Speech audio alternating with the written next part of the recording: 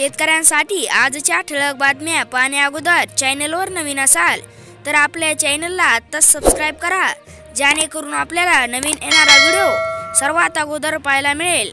तसेच शेतकऱ्यांसाठी अत्यंत आनंदाची बातमी देखील आलेली आहे। जे शेतकरी व्हिडिओ शेवटपर्यंत पाहतील त्यांना संपूर्ण माहिती पाहायला मिळेल।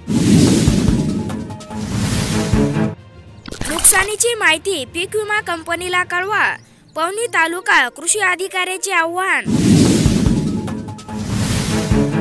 भोकरदन तालुक्यात मिरचीवर कोकडासह अळीचा प्रादुर्भाव, औषधीही फवारून काहीच परिणाम दिसेना।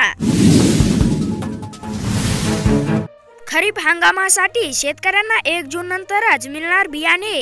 3,40,000 टन खताची मागणी, कृषी विभाग म्हणतोय खताची अडचण भासणार नाही।